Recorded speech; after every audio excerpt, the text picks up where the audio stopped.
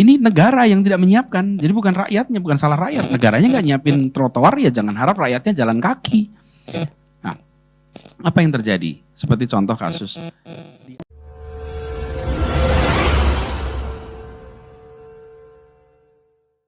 Tapi sesungguhnya membangun trotoar ini mendasar sekali. Karena trotoar itu menjadi ruang ketiga tempat kita berinteraksi. Dan kami memang ubah urutannya itu. Urutan prioritas transportasi itu. Alat transportasi yang dimiliki semua orang adalah kaki. Karena itu kaki harus disiapkan jalannya. Nah selama ini alat transportasi itu dianggapnya roda. Karena itu kita hanya menyiapkan jalan untuk roda. Selalu aspal aja. Gak pernah pakai trotoar. Karena dianggap kaki bukan alat transportasi. Nah kalau kaki di alat transportasi maka kita harus siapkan fasilitasnya. Nah ini negara yang tidak menyiapkan. Jadi bukan rakyatnya, bukan salah rakyat. Negaranya nggak nyiapin trotoar, ya jangan harap rakyatnya jalan kaki. Nah apa yang terjadi? Seperti contoh kasus. Diyakinkan dengan para pengelola lahan-lahan di sana. Bila mereka merelakan jalannya, tanahnya dikurangi untuk trotoar, maka mereka diberikan insentif tambahan lantai untuk gedungnya. Oke? Sehingga dan tanahnya masih kepemilikan mereka. Jadi tanahnya tidak dibeli kita. Kalau kita yang beli, ongkosnya mahalnya nggak kira-kira itu. Karena harus beli itu. Jadi caranya adalah Anda mundur, tapi kami berikan izin untuk nambah lantai.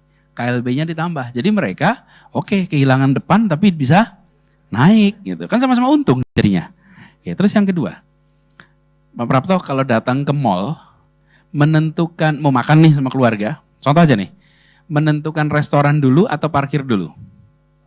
Parkir dulu, habis itu terus jalan-jalan di mall kan, sambil lihat nanti berhentinya di restoran mana. Oke, sekarang kalau ke Tebet atau ke Kemang dulu, menentukan restorannya dulu atau parkir dulu? Menentukan restorannya dulu, nggak usah, kenapa? Nggak bisa jalan. Kenapa di mall itu parkir dulu baru milih restoran? Karena bisa jalan nyaman. Parkir, habis itu browsing.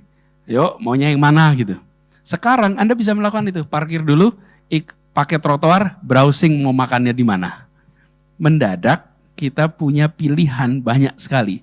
Kalau tidak, di tempat deretan itu selalu yang datangin itu saja. Kenapa itu saja? Karena kita tidak ada jalur untuk browsing. Yang kalau di mall itu ada. Jadi itu salah satu contoh dan mereka kemudian sekarang merasakan. Masyarakat juga merasakan betapa tempat itu menjadi ruang interaksi. Orang yang jalan pagi sekarang saling ketemu, saling kenal. Yang dulunya nggak pernah jalan-jalan di tempat itu. Jalan sore, jalan pagi. Sebagai komunitas dia hidup. Dan sesungguhnya membuat kota itu hidup kan penduduknya, bukan kotanya. Pernah dengar istilah kota mati? Kota mati itu karena gedungnya hilang atau orangnya hilang? Orangnya hilang. Jadi gedungnya masih penuh, kalau orangnya nggak ada disebut kota mati. Kota disebut hidup itu bukan gedungnya yang banyak, tapi orangnya yang berinteraksi. That's a lively city.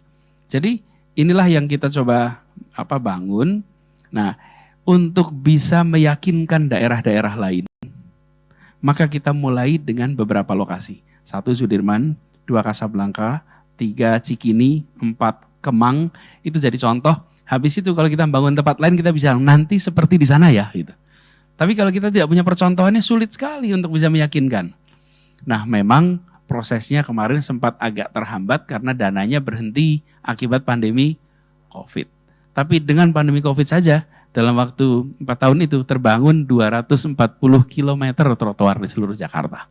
Jadi coba kalau tidak ada COVID rasanya sudah lebih banyak lagi. Cuman orang kan taunya trotoarnya Sudirman saja gitu. Padahal bukan. Terus kemarin ada fenomena Citayam nih Pak.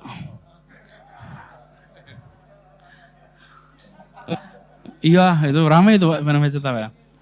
Enggak, SCBD katanya. Jadi saya bilang begini.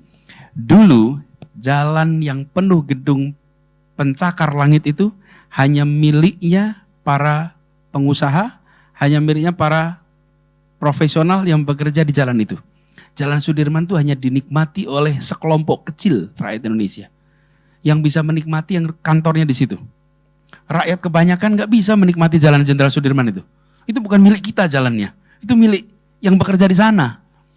Lalu kita bangun trotoar, apa yang terjadi? Orang dari mana-mana bisa jalan kaki di situ.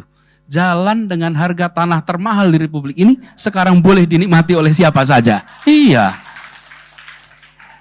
Nah, Dengan apa? Dengan ada trotoar. Kalau dulu naik mobil, parkir, habis parkir, pergi lagi. Mau nyebrang gedung aja nggak jalan kaki.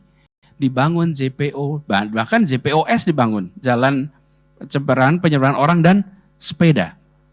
Jadi kita membuat jalur-jalur ini jalur demokratis. Bukan hanya dimiliki sekelompok orang, tapi dinikmati oleh semua.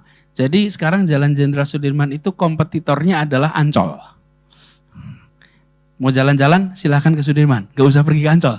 Gitu. Karena tempat jalan-jalan ada di situ. Dan Pak Prato coba menikmati, tidak ada tempat lain di Indonesia yang bisa menikmati gedung pencakar langit seperti berada di Jalan Sudirman. Dan saya membayangkan orang-orang tua dari mana-mana ajak anaknya jalan-jalan. Sambil bilang sama anak itu, nak kau belajar yang rajin, kau kerja keras, biar satu saat kau nanti bisa berkantor di tempat ini. Biar satu saat nanti kau bisa beli gedung ini, gitu, di tempat ini. Jadi mimpi ada gitu. Jadi bukan sekedar sebuah tempat di mana trotoarnya hidup, bukan, ada tujuan sosiologis, ada tujuan kemajuan yang bisa memberikan kesempatan untuk semua. Gitu Pak Prato.